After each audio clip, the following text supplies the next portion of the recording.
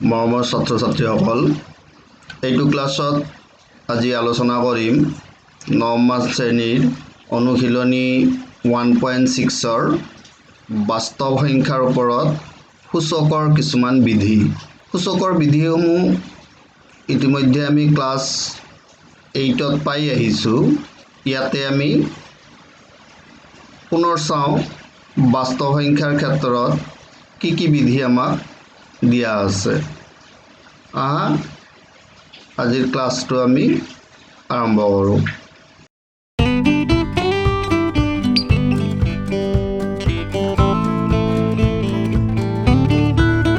সংখ্যা প্ৰণালীৰ এইটো আমাৰ অনুশীলনী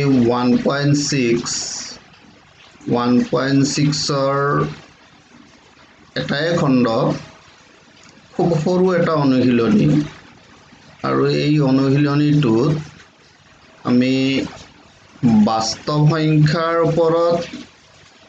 সূচকৰ কিছুমান বিধিৰ বিষয়ে আলোচনা কৰিম। a⁴m আৰ্হিত থকা সংখ্যাবোৰৰ এক ভূমি আৰু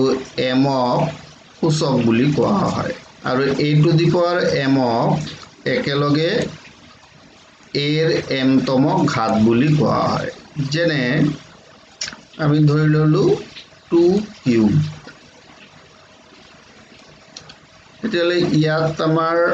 aৰ কাৰণে হৈ গ'ল আমাৰ 2, তাৰমানে 2 হৈ গ'ল আমাৰ ভূমি, আৰু ইয়াতে ওপৰত যিটো লিখা হৈছে এইটো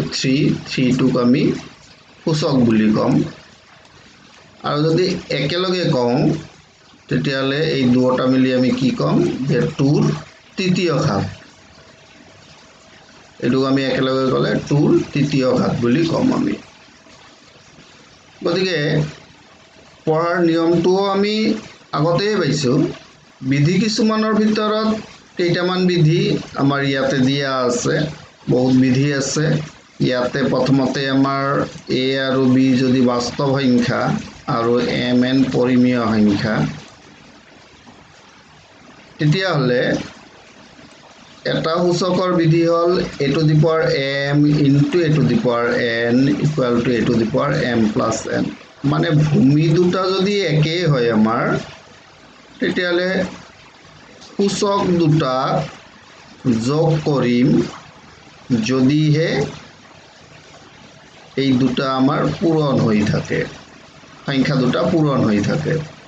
ভূমি একে হ'ব লাগিব, তেতিয়াহ'লে আমি সূচক দুটা যোগ কৰি দিলে তাৰ মানটো পাম। আৰু হৰণৰ ক্ষেত্ৰত একেই, ভূমি দুটা একে হ'ব লাগিব, তেতিয়াহ'লে সূচক দুটাক আমি বিয়োগ কৰিম, ইয়াতে মাইনাছ কৰিম আমি। এই দুটা আমি নিশ্চয় আগতে পাইছোঁ। তাৰপিছত aৰ সূচক m আছে, আৰু গোটেইখিনি মিলি আৰু এটা সূচক n আছে, তাৰমানে এটা সূচক তাৰ ওপৰত আৰু এটা সূচক, তেনেকুৱা থাকিলে সূচক দুটাক পূৰণ কৰিব লাগিব আমাৰ। তেনে ধৰি ল'লোঁ আমাৰ 2⁵ আৰু ইয়াৰ গোটেইখিনি মিলি লৈ আছে আমাৰ ধৰি ল'লোঁ কিউব। তেতিয়াহ'লে আমাৰ কি হ'ব, ইয়াতে হ'ব 2⁵ × 3, তাৰমানে ডাইৰেক্ট পূৰণ কৰি দিলে এইটো হৈ গ'ল আমাৰ 15। পূৰণ কৰি দিব লাগিব এইটো দুটা। আৰু যদি ভূমি দুটা বেলেগ বেলেগ হয়, এটা ভূমি ইয়াতে a আৰু এটা ভূমি আছে আমাৰ b, কিন্তু সূচক দুটা একে আছে, ইয়াতে m আৰু m, a⁴m b⁴m। তেনেকুৱা ক্ষেত্ৰত ভূমি দুটাক পূৰণ কৰিম আমি a × b, আৰু সূচকটো কিন্তু দুয়োটাৰ যি আছে সেইটো দিব লাগিব। তাৰমানে সূত্ৰটো কি হৈ গ'ল তেতিয়াহ'লে আমাৰ a⁴m × b⁴m = ab⁴m। এই হৈ গ'ল আমাৰ চাৰিটা বিধি। আৰু আছে আমাৰ a⁴0 = 1। ভূমি যিয়েই নহওক, ইয়াতে a ভূমি আছে, সূচকটো যদি 0 হয়, ভূমি যিয়েই হওক, x⁴ =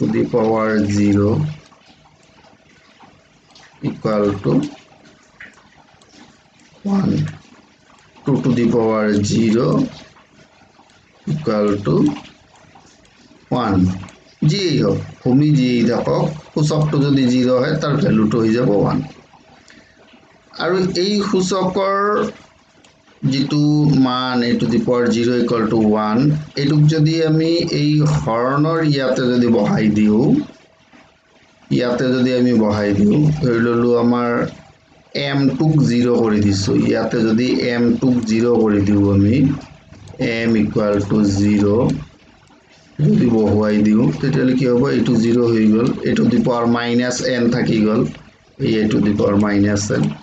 আৰু ইয়াতে হৈ গল আমাৰ a to the power m ত যদি আমাৰ 0 হয় এটো হৈ যাব 1 divided by 1 by কি হৈ যাব a to the power n হৈ যাব এটো 1 by a to the power n equal to a to the power -n গতিকে এটো আমি এটা সূচকৰ বিধি হিচাপে ব্যৱহাৰ কৰিম তেই আমি 6টা সূচকৰ বিধি আমি পালো আৰু গটেকিটা আগতে পোৱাই এতিয়া এই বিধিবিলাকক প্ৰয়োগ কৰি আমি কিছু সমাধান কৰিব লাগিব ইয়াতে a যদি এটা ধনাত্মক সংখ্যা ধনাত্মক বাস্তৱ সংখ্যা আৰু n যিকোনো এটা ধনাত্মক অখণ্ড সংখ্যা যদি হয় তেনেকুৱা ক্ষেত্ৰত অখণ্ড সংখ্যা যদি হয় তেতিয়া হলে n root a মানে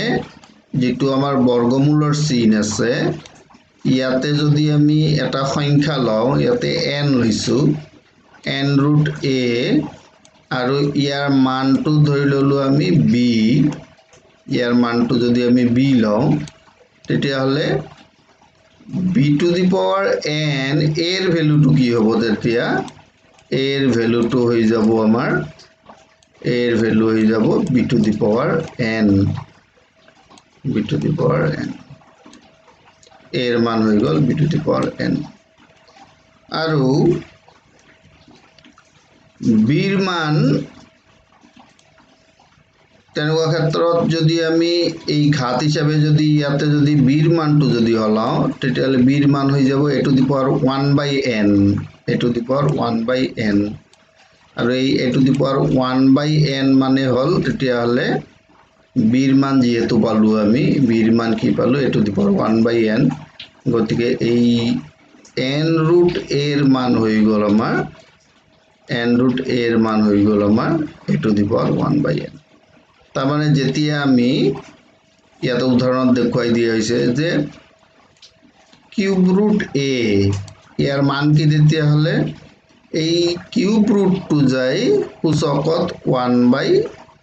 যেটো মান আছে এটো হৈ যাব যেনে 3 আছে ইয়াতে কিউব root তেতিয়া হলে a to the power 1 by 3 cube root 5 আছে 5 to the power 1 by 3 বর্গমূলত অকল যদি থাকে ধৰি ললো √5 ইয়াতে একো নাই সংখ্যা ইয়াতে একো না থাকিলে আমি এটু 2 বুলি লম ইয়াতে 5 to the power 1 by 2 এটু বর্গমূলত 2 থাকে তার মানে আমাৰ আৰু ধৰি ললো আমাৰ বেলেগ এটা আছে কিউব ৰুট বাদ দি আমি 4 ৰুট ললো 4 ৰুট 7 তেতিয়ালে এইটোৰ মান কি হৈ যাব 7 to the power 1 by 4 ইয়াতে কিন্তু ইয়াৰ বাহিৰত নহয় ইয়াৰ বাহিৰত যদি দিয়া হয় তেতিয়ালে এইটো পূৰণ হিচাপেহে বুজাব তেতিয়ালে বৰ্গমূল বা ঘনমূল তেনেকুৱা নহয় মূল হিচাপে নুবুজায় বাহিৰত থাকিলে পূৰণ হিচাপে বুজাব এইখিনিত যদি থাকে তেতিয়ালে এইটো মূল হিচাপে বুজাব আৰু মূল যদি হয় মূল চিহ্নত নিলিখি যদি আমি সূচক হিচাপে যদি লিখো তেতিয়ালে 1 by এই সংখ্যাটো লিখিব লাগিব যেনে আমাৰ ইয়াতে কি পাইছো এইখিনি এইটো মনত ৰাখিব লাগিব আমাৰ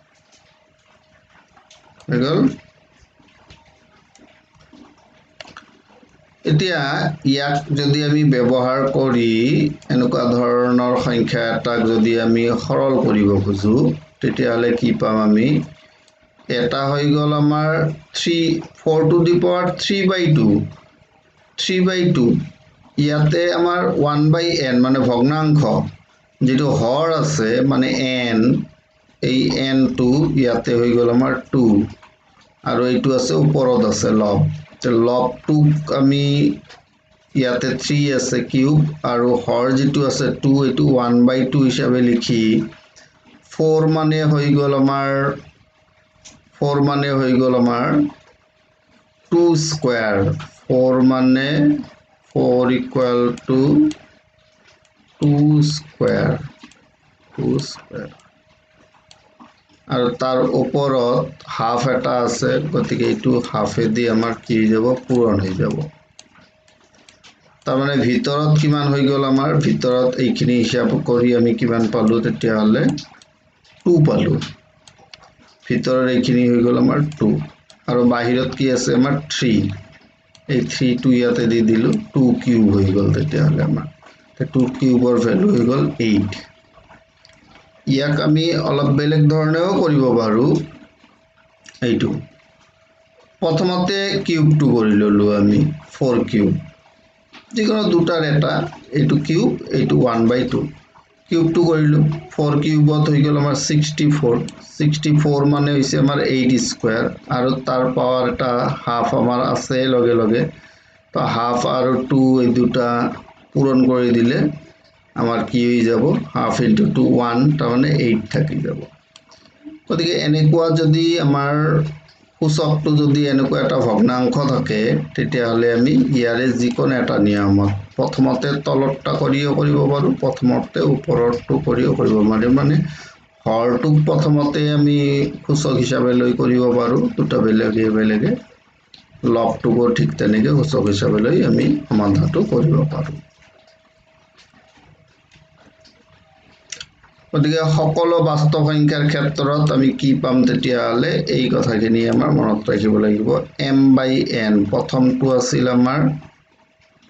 আছিল 1/n ইকুৱেল টু এইখিনি আছিল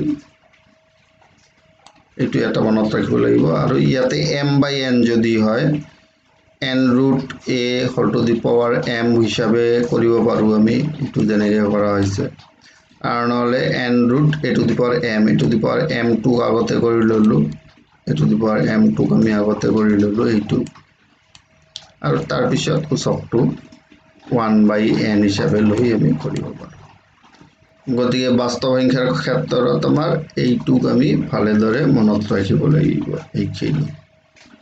এই কথাখিনি আমি ভালকে মনত ৰাখিব লাগিব এটো আমি বিভিন্ন ক্ষেত্ৰত প্ৰয়োগ কৰিব পাৰিম এইটো এটা গ'ল আমাৰ আৰু এইটো এটা গ'ল আমাৰ এই দুটা আমি ভালকে মনত ৰাখিম তাৰ পিছত যদি আমি অনুশীলনীৰ কেইটামান গণিত সমাধান কৰো অনুশীলনীত কি আছে আমাৰ মান উলিয়াব দিছে প্ৰথমতে 64 to the power 1/3 32 to the power 1/5 125 to the power 1/3 একেবাৰে সহজ এটা লও আমি সমাধান 64 to the power 1/3 64 মানে হৈছে 4 কিউব 64 ক যদি আমি উৎপাদক কৰো তেতিয়া হলে ইয়াক আমি 4 into 4 এইটো হৈ যায় আমাৰ 64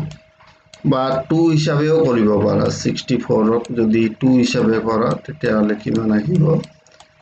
ইয়াতে 4 আহিছে 3টা 2 আহিব 6টা 2 আহিব